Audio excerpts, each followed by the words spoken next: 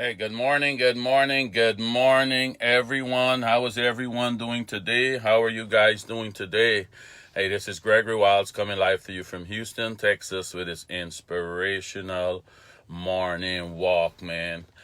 For first-time listeners, I just get some exercise in the mornings, and I share my thoughts with you guys, whatever I'm inspired to talk about.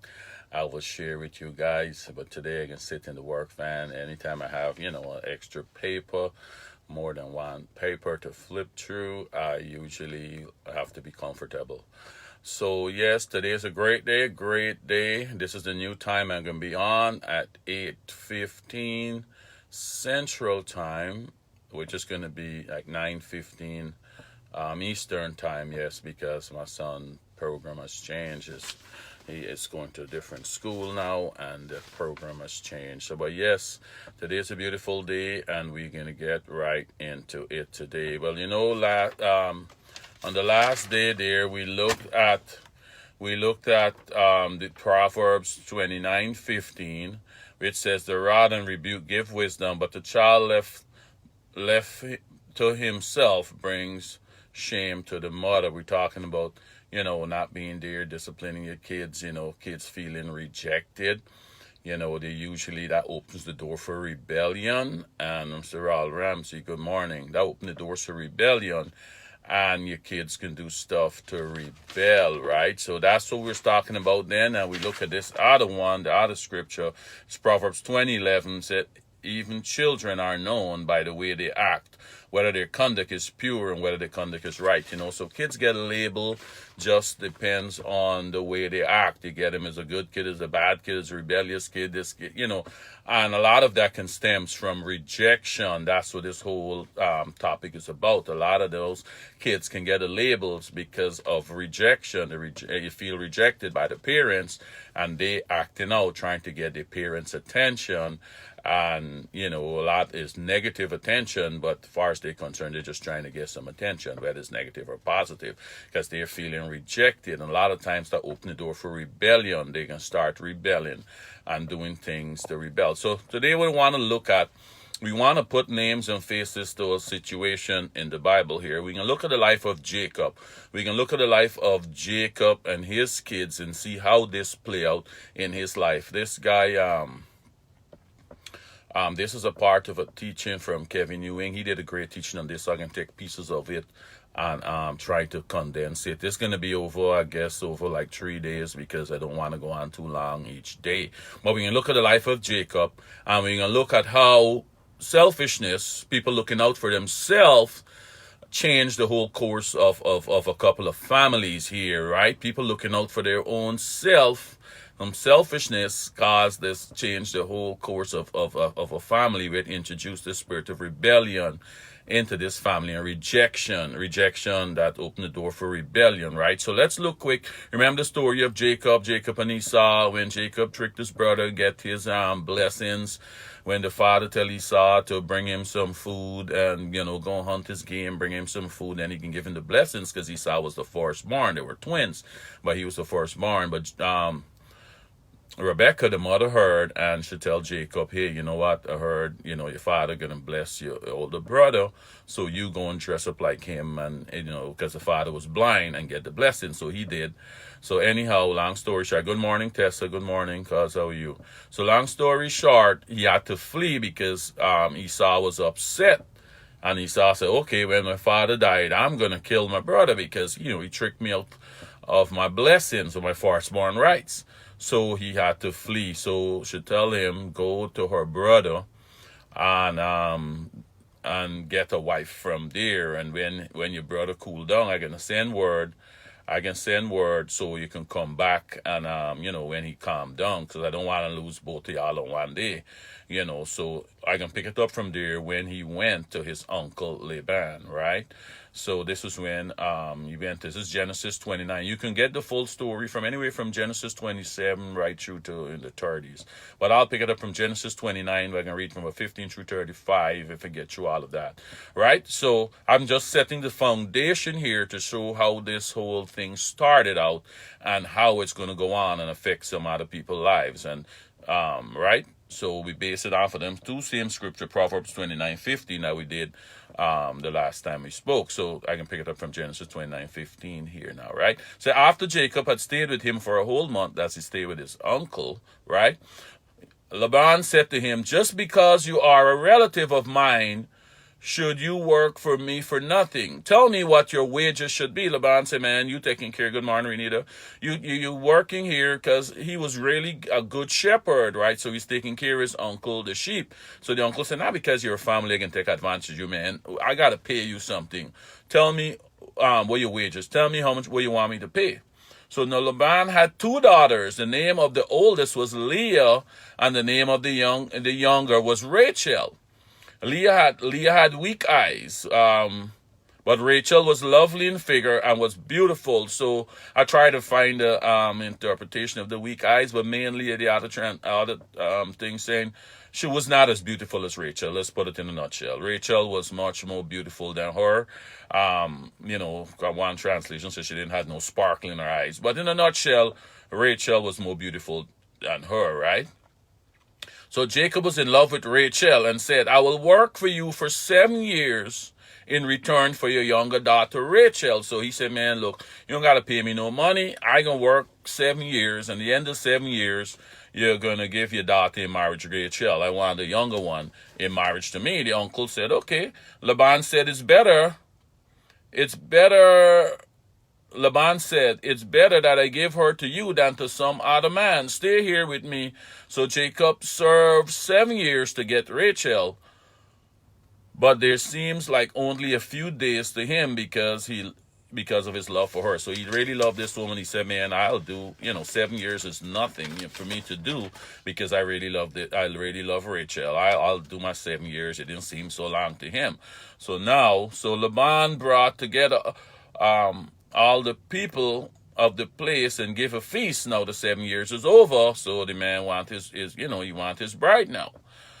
So Laban brought together all the people of the place and gave a feast. But when evening came, he took his daughter Leah, and brought her to Jacob. And Jacob made love to her, and Laban gave her servant Zilpah to his daughter as an attendant. Now Jacob worked 7 years for Leah.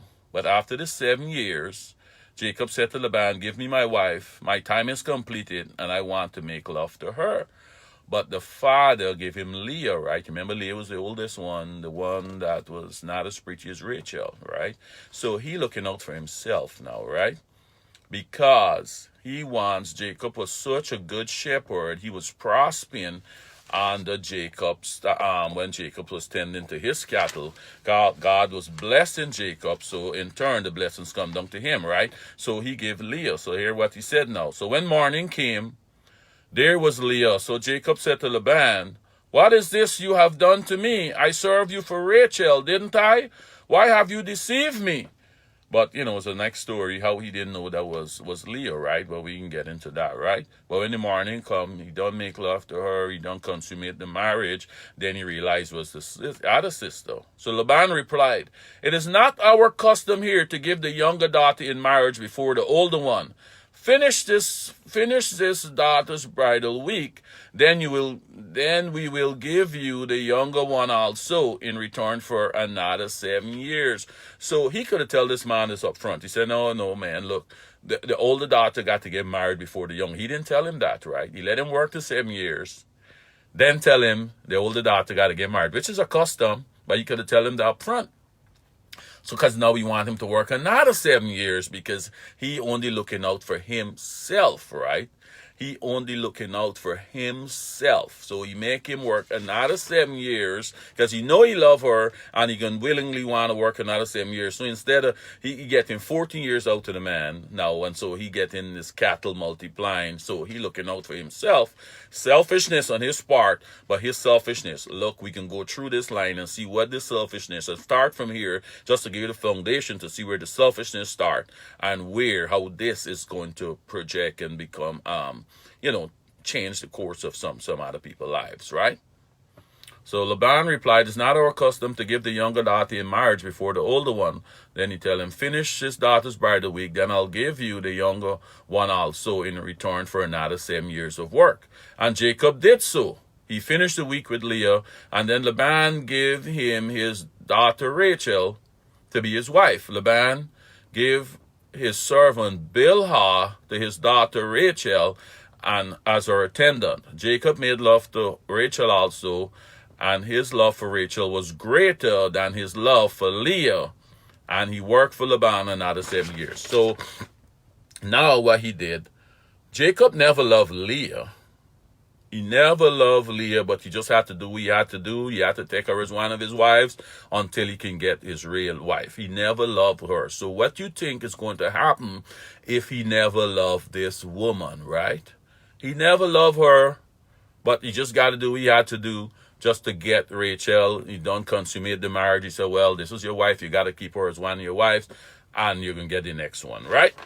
But so what do you think gonna happen? He never looked at Rachel, so he gonna start rejecting Rachel, right? Naturally, she didn't exist to him. He can just, use her to get what you want to get from her, right? So let's go on and see a little bit more and see Jacob's children now. When the Lord saw that Leah was not loved, the Lord saw that Leah was not loved. He wasn't checking for Leah. He didn't love Leah. He loved Rachel. But because of the father's selfishness, he looking out for himself. And if this man stayed for me for another 7 years, I can get more rich and I can get more cattle, because as soon as this man become tending to my sheep, I starting to get, a lot of blessings, all right? So the Lord saw Leah was not loved. He enabled her to conceive, but Rachel remained childless. Leah became pregnant and gave birth to a son. She named him Reuben. So Reuben was the firstborn, right? For she said, "It is because the Lord has seen my misery. Surely my husband will love me now," right? So how much times, I'm just trying to show you, these people back in the days was just like us. How much times women was on the impression they got somebody to date in, the man don't want to marry them, or they realize the man loves somebody else, to decide, well, let me get a child for him and see if he can love me more, right? Same thing what Leah trying to do here. Let me make a child for him. Maybe I get him a son and then he can start loving me more, right? So she said, "The Lord has seen my misery. Surely my husband will love me now." Then she conceived again, and when she gave birth to a son, she said, "Because the Lord heard that I am not loved, he gave me this one too." So she named him Simeon. Again she conceived, and when she gave birth to a son, she said, "Now at last my husband will become attached to me, because I have borne him 3 sons." So she named him Levi, right? So same thing what people do today, right? But the thing is, when you make those children, in this case, she was his wife, so she's just trying to compete against her sister. But a lot of times, women do that. They're trying to get a man from some other woman, or he's now don't want to marry, so I'm going to get a child for him. I get 2 children, I get 3 children. And then I can force him to love me because I get this children. Because of these children, he might love me. And guess what? The man still don't. And because he thinking you trying to trap him, he start to reject those children. He start to reject those children. And that is a problem, because we are playing with human beings. These children are human beings. Lots of time you see stuff is going on in the world. You're saying the younger generation this, and this child this, and this person this, how they could go and do this, and how they could, I don't know what's going on in people's head. But we got to look at the root cause of these things. We got to look at the root causes of them, right? If you make the decision thinking, I'm going to get this person, I'm going to make a bunch of kids for them, and the man now start to reject you and the children. You might carry him to court to pay child support, you're paying child support, but he paying no mind to these children. You remember these scriptures where we talk about here, even children are known by their act, whether the conduct is pure or good. It's Proverbs 20:11, and it's saying a child left alone. Proverbs 29:15, the rod and rebuke give wisdom, but a child left to himself brings shame to his mother. So when the child feel rejected, they're going to do everything opposite to what you tell them to do, just to get your attention, right? So now Leah got these kids, but in this case, this is not her fault. This is her father's fault, right? So she just thinking, well, now I get these kids, my husband will love me more. Again, she conceived, and when she gave birth, she named him Levi. This is 35 now. She conceived again, and when she gave birth to a son, she said, this time I will praise the Lord. So she named him Judah. Then she stopped having children, right? So she get these kids now, right? She get these kids. So she still, the husband still didn't love her. This is evidence here how he was rejecting her. I'm trying to set this stage because I'm going to look at a couple of these children's lives and see how their selfishness from Laban's part and caused this rejection on Leah and caused the rejection on her kids and how it ended up, right? So this is evidence here how Jacob was ignoring Leah, was rejecting Leah. So during the wheat harvest, this is Genesis 30, you're going to read from 14 through 17. During wheat harvest, Reuben went out in the field and found some mandrake plants, which he brought to his mother Leah. Rachel said to Leah, please give me some of your son's mandrake. In this time here, I didn't go through all of this. They were competing. Rachel was getting, upset because her sister was having children. And they had this back and forth trying to, get the husband's attention, right? So he went out and he found this mandrake, Reuben, this mandrake plant. So when you look up this mandrake plant, is a plant with a lot of healing power back in the days, I think. And one of the things is, they think it could help you to, people who are barren, it can help you to get children. So Rachel, who ain't got no children yet, she wants some kids. So she said, hey man, give me some of your son mandrake plants. But here Leah replied, but she said to her, this is Leah said to Rachel, wasn't it enough that you took away my husband? Will you take my son mandrakes too? Very well, Rachel said, he can sleep with you tonight in return for your son mandrake. So you can clearly see he was not, Leah was completely rejected. Rachel was running things. So Rachel said, if you give me some of your son mandrake plants, I can let him sleep with you tonight. So that means Rachel is running things. Leah was completely ignored and rejected, and so was her kids. He wasn't checking for Leah, and her kids just having some sex with her when he wanted, but Rachel shut all that down after she started to have kids, and she didn't have any. Rachel looked like, no, that ain't gonna happen no more. If you stop having sex with her, she's not gonna have no more kids to throw it in my face because I don't have no kids. But she want these mandrake plants, which she think can help her to get kids. So she say, you know what? Okay, I can let him sleep with you tonight, right? So let me read over. Very well, Rachel said, then he can sleep with you tonight in return for your son mandrakes. So when Jacob came in from the field that evening, Leah went out to him. Leah like, well, I run things for tonight. Leah went out to meet him. You must sleep with me, she said. I have hired you with my son mandrakes. So he slept with her that night. I mean, she said, look, bro, you're mine for tonight. I give my sister, which you love more than me, some mandrake plants. In return, she tell me, I got you for tonight. So you got to come and do what I want to do for tonight. I hire you for the night. You know what I mean? So Jacob went. So God listened to Leah, and she became pregnant and bore Jacob a fifth son. Then Leah said, God has rewarded me for giving me my servant to my husband. So she named him Issachar. So I'm just trying to set this stage, guys, right? We can go on tomorrow. Today is for Friday, Monday, and Tuesday. And we're going to talk how this selfishness and how this rejection on Leah's part, which caused rejection to her kids, how it affected these guys' lives.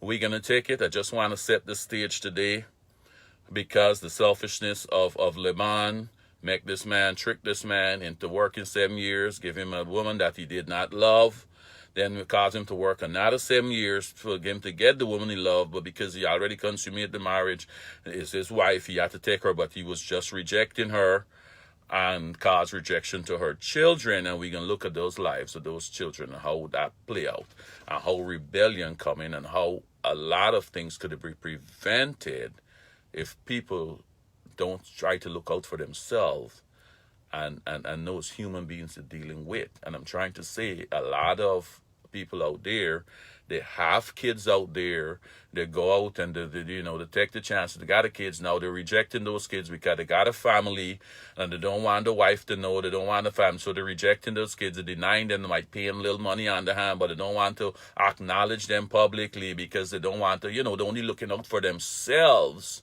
and not realize as human beings, a human being you rejecting, and next thing you know, when we got some big school shooting up, when we got something going on, we wondering what is going on in these people's head, but we're not looking at the root causes, because when people feel rejected, they do things to get attention.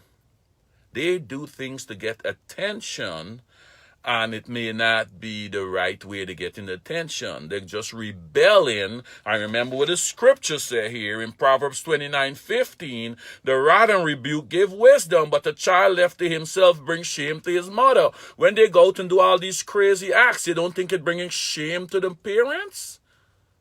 All these people who go out and do these crazy stuff. I ain't saying all of that is because of that, but a lot of it because of rejection. They feel rejected, and I'm going to do things to bring shame to you. You hurt me, I'm gonna do stuff to hurt you. You understand? So I just want to lay this foundation today, and then tomorrow on Monday we can look at Simeon and Levi. That's two Rachel kids, and see, because of this rejection, what happened to them. And further down as we go down, because of their rebellion towards their father, how the whole tribe of Reuben and Levite this thing go down and affect our whole generations, because it starts with the selfishness from their grandfather, right? And it go down and it go down and it go down. We can look at this now and break it down into small pieces so we can see. So I hope this changed somebody who have kids out there. You're rejecting them all this time because of your own selfish reasons. You already did this act, but you're trying to protect your family now. You're trying to protect something, and you don't want to acknowledge these kids. You're not paying them no mind. You're probably giving them a little child support. You don't have time for them, even though you're acknowledging them, but you're not making the time for them. These kids feeling rejected. They're getting all kind of anger issues. They're doing all kind of things and acting out in a whole lot of way, getting these labels. Back to this scripture here, Proverbs 20:11, even a child are known by the way he acts, whether the conduct is pure or whether the conduct is right. People getting accused of being angry. People getting all of these labels these kids getting because they're feeling rejected and they're acting out. Right, guys? So we want to go to the root of some of these issues and not just looking at the person. That's why Paul said, do not look at the thing where you're seeing in front of you. What you're seeing, how somebody acting, what they're doing could be the result of a whole lot of other things, right? So we're going to look at this and break it down fine, guys. So I'm going to leave that there today. I don't want to go on too long. I want to make sure we get in this little bits and digesting it. So follow come up Monday. And we're going to take these two guys' life. We're going to take Simeon and Levi first. Then Wednesday, we're going to take a Reuben life. And then Friday, we're going to see how these whole guys' generations was affected because of this rejection. All right, guys? So, guys, thank you. Susan Belgrave, thank you. Helen Stanley, thank all you guys for watching. So tune in on Monday. Even if you don't catch me live, get the replay and follow this story. It's a lot we can learn from this family that can help us out today, guys. Right? This family, people is just like us, going through the same thing just like us. Right, guys? So stay safe, guys. And I'm going to talk to you guys again on Monday. Remember, the new time is going to be 9:15 Eastern Time, 8:15 Central Time, guys. So tune in on Monday if you catch a replay, because this is an interesting story for us to look at. All right. I'll talk to you guys again on Monday. Okay, bye.